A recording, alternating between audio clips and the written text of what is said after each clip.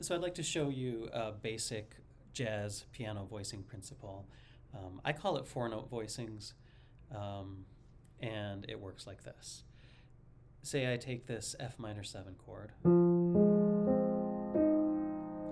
and rather than just playing it like this, I'm going to separate out the root and fifth and the third and seventh, and then I'm going to take the root and fifth down here.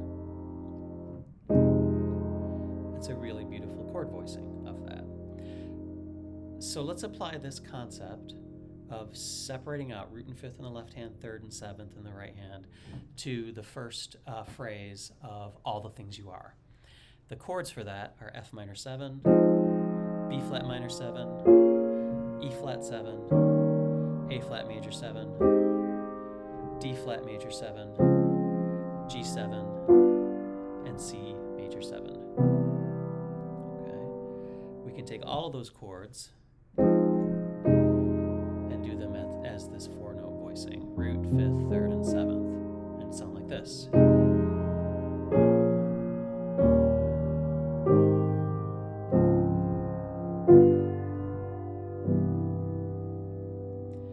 So each of those voicings sounds really good, and it sounds so much better than just playing the chords, right? But they're not connected to one another. We're just picking up our hands and moving around.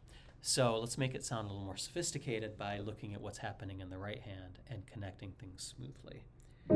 So here I've got the F minor 7, here's root fifth, here's third and seventh. Now if we go to the next chord, root, fifth, third, and seventh.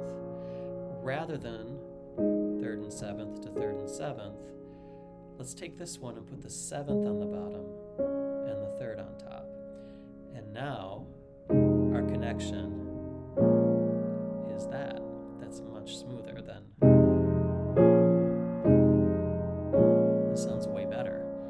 And then that connects to the next chord.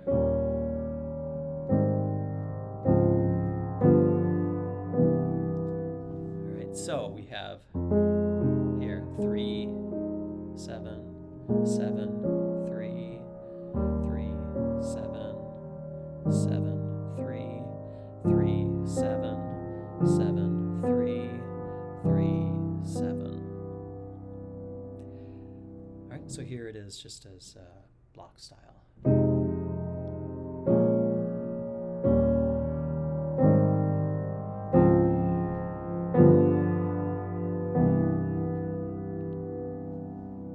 We could take this and add some articulation and some rhythm to the texture, still sticking with these main voicings. Now what I'm going to do is I'm going to primarily do root fifth, but I might add in the root up top. And here I could do third and seventh and maybe throw the seventh on top. Okay, so you could go.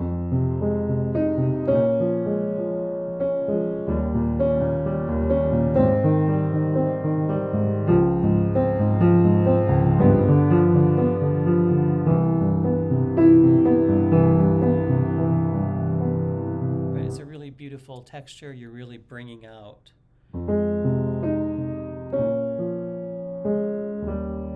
the notes that move from one chord to the next, and that sounds really, really good.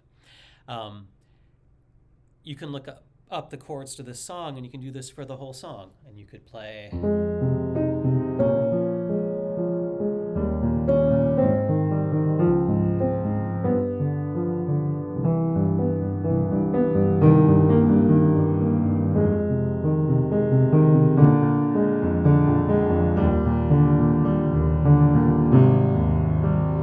Now, at some point, you'll notice that as we do this, we're gradually moving our way lower and lower on the keyboard. And here I've gotten to them towards the end of the second phrase. I'm on this low A flat major 7 chord.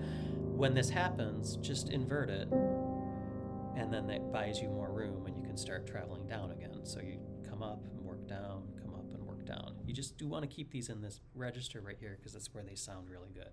So we're here.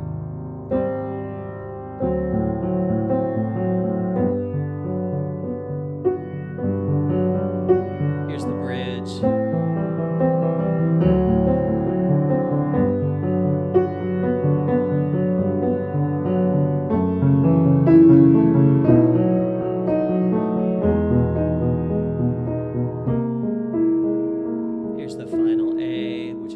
beginning but gets a little extension on the end.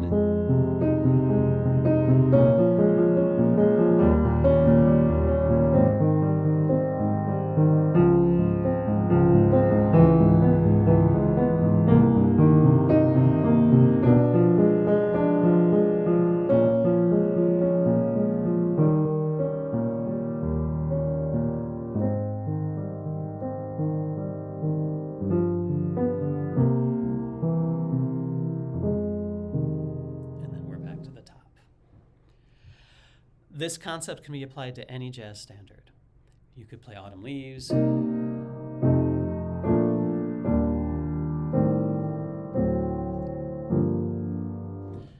You could play Body and Soul. You